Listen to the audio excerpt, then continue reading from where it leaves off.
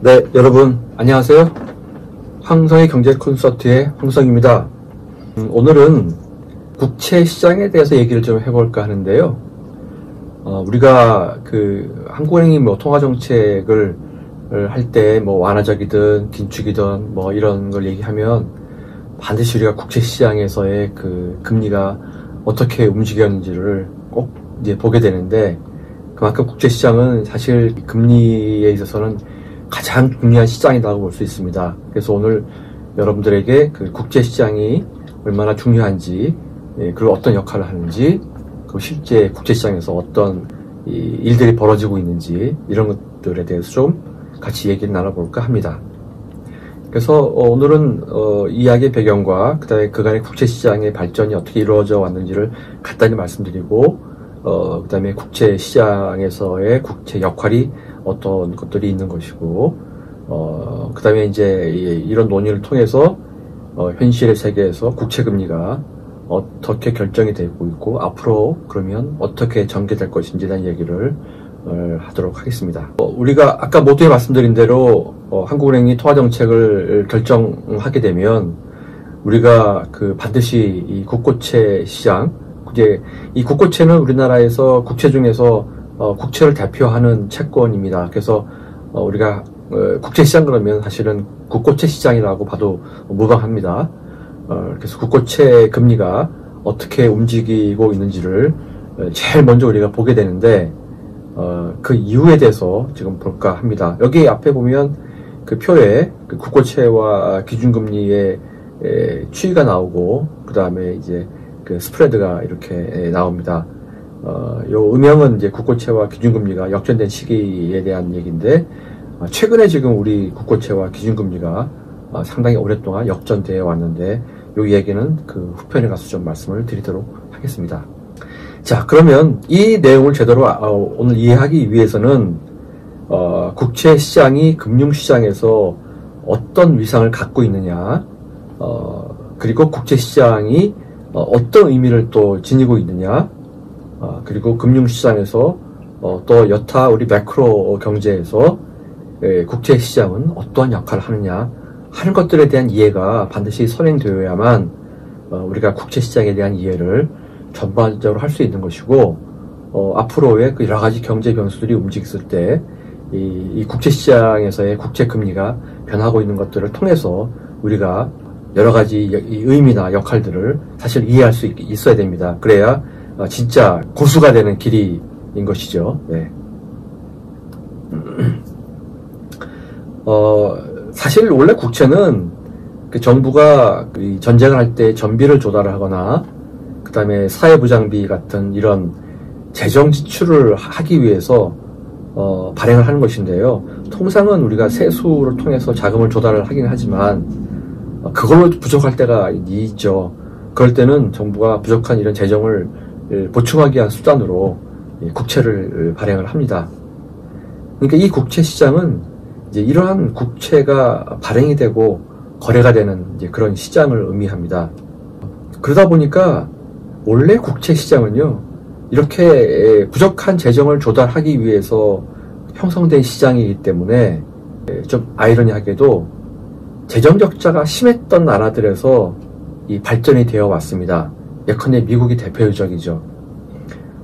반면에 재정이 흑자를 보였던 나라들, 이런 나라들은 굳이 국채를 발행할 필요가 없었기 때문에, 그러니까 상대적으로 국채 시장이 발전도 더디었던 것이죠. 대표적으로 독일이 그렇습니다. 독일은 2차 세계대전 이후에 인플레에 대한 우려로 아주 모범적으로 통화 정책을 해왔던 나라고, 또 재정을 관리해왔던 나라입니다. 그러니까 인플레를 유발할 수 있는 요인들은 이제 많이 이렇게 사전적으로 줄인 상태에서 정책을 운영을 했습니다. 그러다 보니까 재정도 흑자 기조를 유지를 좀 해야 되는 것이고, 통화 정책도 통화치 안정을 위해서 정책을 해왔던 것들이 전통적이었던 독일의 모습이었는데, 자, 그러다 보니까 국채를 발행할 필요가 별로 없었던 것이죠. 그럼 당연히 국채 시장의 발전도 더딜 수밖에 없었던 그런 이제 측면이 이제 있습니다. 약간 아이러니하겠죠. 우리나라의 경우에도 1997년 외환위기 이전까지는 사실은 재정이 흑자를 보여왔습니다. 그러니까 국채를 발행할 필요가 거의 없었죠. 그러니까 국제시장의 발전도 사실은 우리가 좀 더뎠고요. 독일처럼 그런 비슷한 그 경로를 거쳐왔습니다. 그런데 1997년도 외환위기 이후에 그 정부가 이제 기업 구조조정을 지원을 해야 되는 것도 있고요. 또 경기가 이제 그 침체가 되면서 경기를 부양하기 위해서는 국채 발행을 늘릴 수밖에 없는 그런 불가피한 사정이 생겼습니다. 이게 이제 IMF 외환위기 이후에 큰 우리 경제 기조의 변화라고 할 수 있습니다. 자, 국채를 많이 이제 발행을 하려다 보니까 결국은 국채를 그러면 원활히 시장에서 소화가 돼야 되는 것이거든요. 그럼 이 소화가 되려 그러면 무언가 이 제도가 시장 친화적인 방식으로 많이 바뀌어야 됩니다. 그래야 원활히 소화가 되고, 그러면 이제 국채를 사려고 하는 수요자 입장에서도 유리한 면이 있고요. 또 국채를 발행하는 정부 입장에서도 조금 더 저렴한 비용으로 국채를 발행할 수 있기 때문에 이런 수요자와 공급자의 니즈가 서로 맞아 떨어지는 부분이 분명히 존재합니다. 그래서 정부가 IMF 외환위기 이후에 국채에 대한 전반적인 제도 개선을 엄청 많이 이루어 놨어요. 사실 그래서 지금 오늘날 우리 현재 국채 시장이 갖고 있는 그 모습은 한 20년 동안의 제도 개선의 그 결과물이다, 이렇게 볼 수 있습니다. 그래서 이제 여러 가지 제도 개선이 있지만 크게 보면 몇 가지가 있는데, 우선 국제 통합 발행 제도라는 게 있고요. 그 다음에 만기를 좀 더 다양화하고 장기화하고요. 그 다음에 정례 발행을 했고, 국채 종류를 단순화했고, 이제 국채 선물 제도를 도입을 했습니다. 이 국채 통합 발행 제도는요, 원래 국채가 이제 채권이라고 하는 것은 매 기마다 금리와 만기가 다 다르기 때문에 사실 그거 하나하나가 다 별도의 종목이거든요. 그러면 너무나 많은 종목이 생기기 때문에 거래가 굉장히 불편해집니다. 그래서 일정 기간 동안에 발행을 한 경우에는 이것이 만기일과 표면금리가 사실 상이하다 하더라도 통합발행 제도를 통해 가지고 만기일과 표면금리를 이렇게 맞추는 제도입니다. 그게 국채 통합발행 제도인데요. 그러면 이제 그 동일 조건의 발행 물량을 늘릴 수가 있고, 그 다음에 종목을 줄일 수 있기 때문에 소위 국제시장에서 유동성을 아주 높일 수 있고요. 그 다음에 아주 안정적인 지표 관리가 가능합니다. 그래서 이 국고채 통합 발행 제도가 이 국고채 시장 형성에서 가장 먼저 우리가 도입했던 제도 중에 하나고요. 그 다음에 이제 그간에는 만기가 대체로 짧은 채권들이 위주였는데, 정부가 이제 자금을 조달하기 위해서는 사실 만기가 너무 짧으면 만기가 빨리 들어오기 때문에 자금을 관리하기가 좀 용이하지 않습니다. 그래서 만기를 다양하게 이렇게 가져가야 되는데, 지금 우리나라 국고채는 지금 최장 만기가 이 50년까지 이렇게 발행을 좀 해오고 있습니다. 그래서 상당히 만기가 이제 길어진 측면이 있죠. 근데 정례 발행은 말 그대로 계속 일정한 시기에 국고채를 꾸준히 발행을 하는 겁니다. 그냥 내가 발행하고 싶을 때 하고 그 다음에 안 하고 이렇게 하는 게 아니고, 예컨대 3년 국고채는 매달 며칠에 발행을 하고, 5년 국고채는 매달 며칠에 발행하고, 이렇게 딱 정해놓습니다. 그래야 수요자가 그때 맞춰가지고 채권을 살 수 있기 때문이죠. 자, 이렇게 국채시장이 발전이 되어 왔는데, 2024년 5월 말 현재 국채 발행 잔액을 보면은 1145조 원입니다. 이게 우리나라 채권 발행 잔액의 약 한 40%를 차지하는데요. 굉장히 규모가 커졌죠. 그러니까 앞서 국제시장 발전을 도모하지 않았다면 국채 발행 비용은 아마 지금보다는 훨씬 크게 늘어났을 겁니다. 그래서 이러한 시장 발전을 위해 도모를 했다는 것 자체가 한편으로는 또 국채 발행 비용을 굉장히 크게 절감했다, 이렇게 이야기할 수 있습니다. 자, 그러면 이제 국제시장의 역할에 대해서 좀 말씀을 드리겠습니다. 통상 우리가 전통적으로 국제시장은 이렇게 부족한 재정자금을 조달하는데 이제 포커싱이 맞춰서 우리가 생각해 왔는데요. 당연히 국제시장은 그러한 기능이 여전히 지금 유효하게 존재하고 있습니다. 그러나 그것 이외에 이 다음에 다섯 가지 정도의 역할을 수행하고 있습니다. 첫 번째는 통화정책이 파급되는 아주 핵심적인 그 파급 경로로서의 역할을 하고 있습니다. 두 번째로는 모든 경제 주체들의 자금 조달에 아주 중거금리 역할을 하고 있고요. 셋째로는 주식시장에서 주가를 평가하는 할인율의 중거 지표 역할도 하고 있습니다. 그 다음 네 번째로는 안전성과 유동성을 우선적으로 고려하는 투자자가 많을 텐데 그런 투자자에게 적합한 투자 상품으로서의 역할도 하고 있고요. 그 다음에 다섯 번째로는 다양한 파생거래의 해지 수단으로서의 역할도 하고 있습니다. 이렇게 이제 국제시장은 이렇게 다각적인 역할을 하고 있는 것이죠. 자, 그러면 이 다섯 가지 역할의 하나하나를 조금 보도록 하겠습니다. 통화정책에 파급되는 핵심적인 경로라고 말씀을 드렸는데, 자, 한국은행이 기준금리를 변경을 한다면, 그거는 우선적으로 단기 국고채 금리에 영향을 미치고요. 그 다음에 이것이 뭐 3년, 5년, 10년, 20년, 30년 이런 장기 국고채 금리에도 영향을 미치게 됩니다. 우리는 이렇게 그 기준금리에서부터 3년, 5년, 10년, 20년, 30년의 금리를 이렇게 찍어서 보면 이 금리가 어떻게 형성되고 있는지를 알 수가 있는 것인데 우리는 이걸 그 일드 커브, 즉 수익률 곡선이라고 이야기합니다. 그러니까 한국은행의 기준금리가 변하면 단기 국고채 금리와 장기 국고채 금리가 이렇게 변하게 되는데 이 변화의 움직임이 곧 이 통화정책의 이 파급 효과입니다. 그래서 이 1차로 파급 효과가 어떻게 금융시장에 투영되고 있는지를 갖다가 우리가 볼 수 있습니다. 그러니까 이렇게 이 지표로서의 역할을 핵심적으로 수행하기 때문에 현대에서는 사실 재정이 설령 흑자를 내고 있었기 때문에 국채를 발행할 필요가 없을 수 있잖아요. 그럼에도 불구하고 이 수익률 곡선이 갖는 의미가 모든 경제 주체들에게 매우 중요하기 때문에 이 적정한 수익률 곡선을 만들어내기 위해서라도 일정 부분 국채를 발행을 하기도 합니다. 그게 과거와는 많이 달라진 점이라고 이야기할 수 있습니다. 그래서 실제로 현재 국고채 금리, 즉 수익률 곡선이 어떻게 지금 움직이고 있는지는 이따 말미에 제가 실제 사례를 통해서 말씀을 드리도록 하겠습니다. 두 번째로는 경제 주체들의 자금 조달에 중거금리 역할을 하는데요. 자, 만약에 기업들이 그냥 3년 회사채를 갖다가 내가 발행을 하고 싶다 했을 경우에 발행금리는 어떻게 결정이 될까요?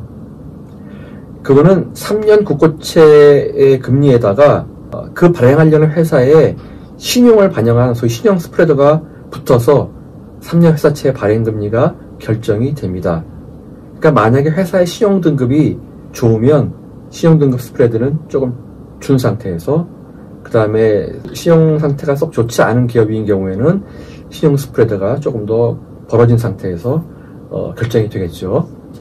그러니까 신용 스프레드가 만약에 일정하다고 하면 기업들의 발행 금리는 이 3년 국고채 또는 5년 국고채 이런 그 내가 발행하려고 하는 회사채의 만기에 해당하는 국고채 금리가 어떻게 움직이느냐가 결국은 회사채 발행 금리를 결정한다 이렇게 볼 수 있습니다. 물론 통화정책의 결과물로 신용 스프레드가 같은 신용 등급이라도 줄어들기도 하고 또 확대되기도 하고 그렇습니다. 요것도 뒤에 이따가 그 실제 사례에 대해서 좀 말씀을 드리겠습니다.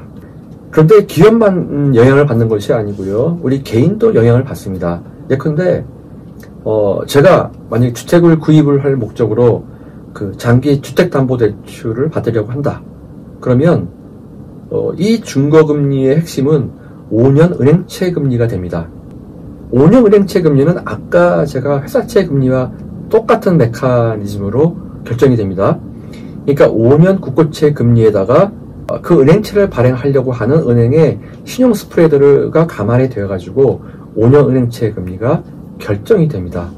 그러면 저의 금리는 이렇게 시장에서 형성된 5년 은행채 금리에다가 저희 신용이 반영이 된 가상금리가 더해져서 저의 그 주택담보대출 금리가 결정이 되는 것이죠.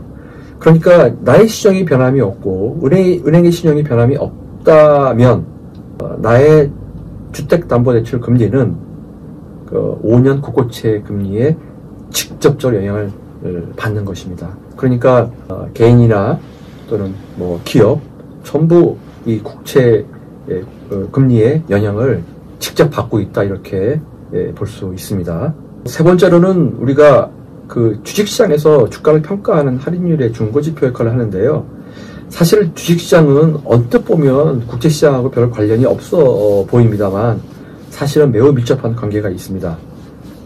우리가 이 주가를 평가할 때는 배당의 현금 흐름을 사실은 평가해서 그걸 할인율로 나누어서 이렇게 평가를 하거든요.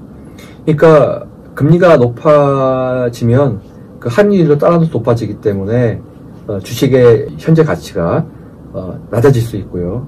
거꾸로 금리가 떨어지면 그 현금 흐름을 평가하는 할인율도 같이 떨어지기 때문에 주가에 긍정적인 영향을 미치는데, 바로 이렇게 그 국고채 금리는 그 주가를 평가하는 할인율의 준거 지표 역할을 하기 때문에 사실은 주식시장에서 매우 중요한 영향력을 행사한다, 이렇게 볼 수 있습니다. 자, 그렇기 때문에 전 세계의 주식시장에서는 미 연준의 정책금리 인하에 대한 기대감을 많이 반영을 하면서 미국 국채 금리의 움직임을 면밀히 주시하고 있습니다. 최근에 그 잭슨 홀 미팅에서 그 연준 파월 의장이 9월에 소위 policy adjustment라고 해서 정책을 이제 조정을 하겠다라는 표현을 썼습니다만, 이건 곧 그간의 긴축적인 정책 모멘텀에서 이제는 금리를 조금 앞으로는 낮추는 쪽으로 정책을 운용하겠다는 메시지거든요. 그럼 적어도 주가에는 굉장히 그 긍정적인 영향을 미친다, 이렇게 볼 수 있죠. 그러니까 주식시장에서는 미국 국채금리가 이제 앞으로 하락할 것이다, 터 정책이 완화적으로 운영을 다시 할 것이기 때문에 미국 국채금리도 앞으로 조금 더 하락할 것이다 라는 기대가 형성이 된다면 굉장히 주식시장에는 극단적 영향을 미친다, 이렇게 볼 수 있습니다. 그 다음에 국채는 전통적으로 다른 회사채에 비해서 부도 위험도 없고요. 그 다음에 유동성이 매우 좋은 상품이기 때문에 이렇게 안전성과 유동성을 우선적으로 고려하는 투자자 입장에서 보면은 굉장히 좋은 상품입니다. 우리가 다양한 이제 금융 상품들이 있지만 이렇게 안전성과 유동성이 매우 높은 상품이 대표적으로 MMF라고 하는 상품입니다. 머니마켓 펀드라고 하는 건데요. 근데 이 머니마켓 펀드는 주로 국고채, 뭐 이제 또 한국은행이 발행한 통화안정증권, 뭐 요런 거에 주로 운영을 하고 있기 때문에 위험도가 매우 낮고 유동성이 매우 좋습니다. 그러다 보니까 이런 데 선호하고 있는 투자자들은 이렇게 그 국채에 주로 투자하고 있는 MMF에 많이 가입을 하게 되는 것이죠. 그러니까 직접적으로 연결이 되어 있다, 이렇게 볼 수 있습니다. 그 다음에 다양한 이제 파생 거래들이 굉장히 많죠. 주식이나 채권 시장 쪽에서. 요거 이제 헤지수 안으로 역할을 합니다. 지금 여러분들이 이렇게 보시다시피 이 국채 시장은 이제 단순히 정부가 필요한 자금 조달을 하려고 하는 그런 시장으로서의 역할만 있는 것이 아니고요. 기업, 가계 등 모든 경제 주체들의 자금 조달 비용이나 또 투자 수익에 엄청난 영향을 미치고 있습니다. 자, 우리가 국제 시장, 즉 국채 금리를 항상 주목해야 하는 이유가 바로 여기에 있다, 이렇게 말씀드릴 수 있습니다.